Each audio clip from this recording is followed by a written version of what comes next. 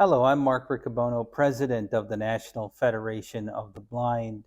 And in addition to the work that I do on a daily basis for blind individuals across the country, of course, I have my own family that I'm blessed to share my life experience with. And growing up as a blind person and really not knowing I was a blind person growing up, I didn't know what kind of future I could have and what I would be able to do uh, in terms of um, having my own family and having my own family experiences that I create. I was blessed to meet my wife, Melissa, when I was in college, and we eventually got married and we moved to Baltimore so that I could work for the National Federation of the Blind.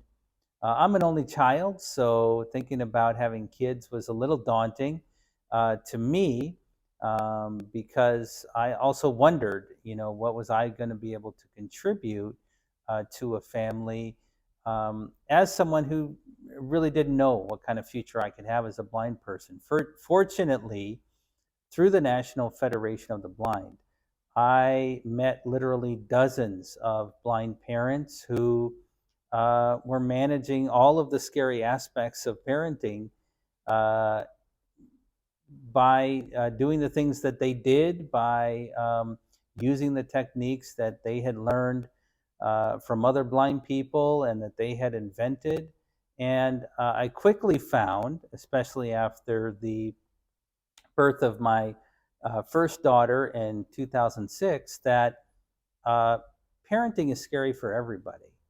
And parenting presents a lot of unknowns for everybody because you have to be a first parent sometime. And Melissa and I were fortunate that we had access to lots of parents who happened to be blind.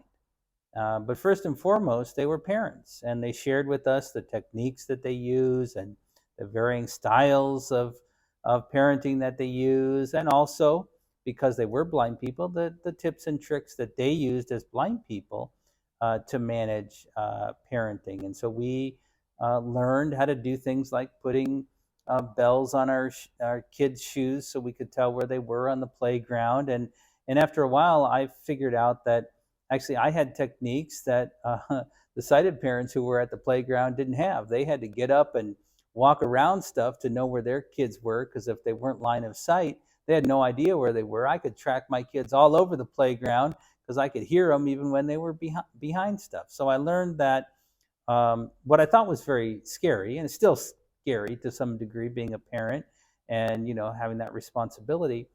Um, I learned that the real scary part was my own internal lack of confidence about what was possible for blind people. And now Melissa and I have three teenage girls, basically teenage girls. The youngest is 11, and the oldest will be 17. And they're in a new phase of life, so we have new things to learn and challenges to overcome in terms of guiding them through life. But what I do know now, because of my experience in the National Federation of the Blind, is that blindness is not the thing that's going to keep us from being successful parents and from guiding our children to being successful in the future. And additionally, because we are active in the National Federation of the Blind, we have a network of friends across the country, and our kids already have a network of people they know all over the country who can be role models to them, examples to them in their life journey. And so, parenting has been an important part of my journey to understand that blindness is truly not the characteristic that needs to limit your future. And parenting has also helped to teach me a lot about what happens when you raise children to understand that blindness is simply a normal part of the everyday life experience as humans. And so, thank you to my friends in the National Federation of the Blind, who were blind parents before I even thought about being a blind parent, and who have paved the way for me to have this awesome family experience.